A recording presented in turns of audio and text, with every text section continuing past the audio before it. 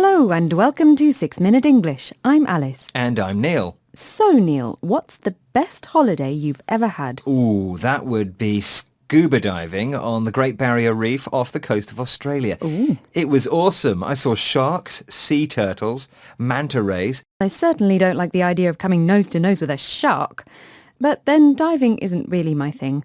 I'm more into cultural holidays, visiting the ruins of ancient civilizations. Well, that's very worthy, Alice.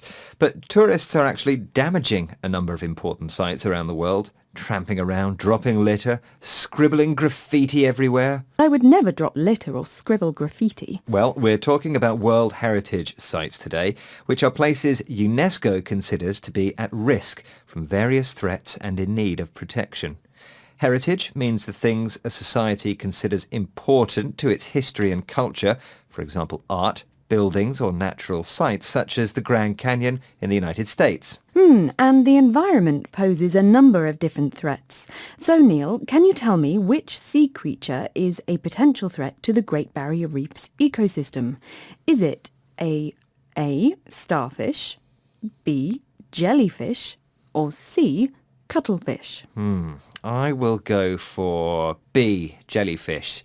I'm no expert on marine life, but I have eaten jellyfish and I haven't eaten the other ones. Oh, I see. Well, we'll find out later on if you're an expert or not. But let's listen now to BBC reporter Roger Harrabin talking about other types of threat to heritage sites. See how many you can spot.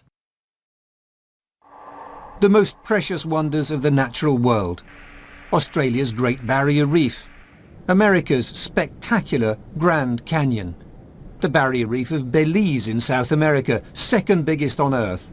All facing threats from humans. The Great Barrier Reef is attracting urgent concern. There's a huge battle over mining and port development. A giant coal mine has just been given the go-ahead by the Queensland government, even though scientists warn it may damage the reef. That's the BBC's Roger Harrabin. Well, I spotted a couple of threats to heritage sites there, mining and port development.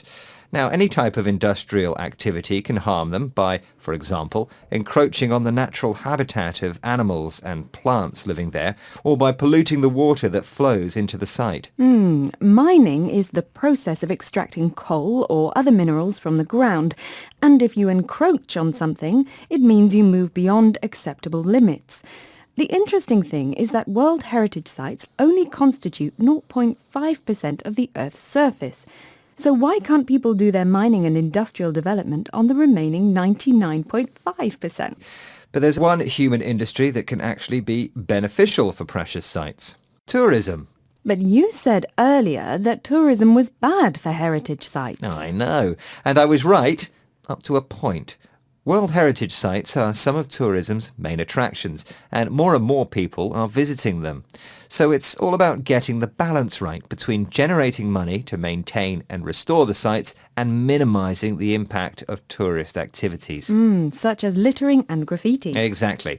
And the term for this is sustainable tourism, or tourism designed to have a low impact on the local culture and the environment while generating employment for local people.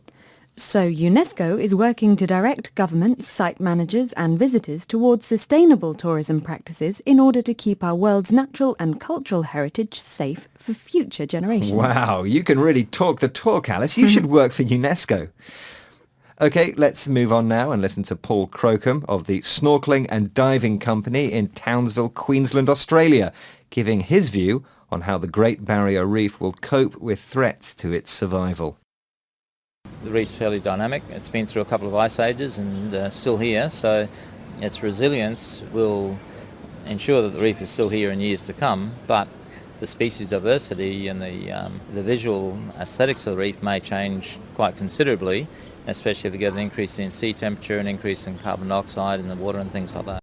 Paul Crocombe describes the reef as dynamic and resilient. Dynamic means active or capable of changing, and resilience means the ability to recover or adapt to change, which all sounds good. But Paul also says that the species diversity, the range of plants and animals, may change. For example, a rise in sea temperature would cause a rise in carbon dioxide levels, And this could have a big impact on both the species diversity and the reef's visual aesthetic, or the way it looks. OK, I think it's time now for the answer to today's quiz question, Alice. Yes, I think so too. OK, so I asked you, which sea creature poses a potential threat to the Great Barrier Reef's ecosystem? Is it a type of A, starfish, B, jellyfish, or C, cuttlefish? And I said B, jellyfish. And you got stung, I'm afraid, Neil. Ow! The answer is starfish. The crown of thorns starfish preys on coral, and large outbreaks of these starfish can devastate reefs. Now, can you remind us of some of today's vocabulary, Neil? Sure. Heritage. Encroach on something. Sustainable tourism. Dynamic. Resilience. Species diversity. Visual aesthetic. Well, that's the end of today's 6-Minute English. Don't forget to join us again soon. Bye. Goodbye. 6 Minute English from bbclearningenglish.com.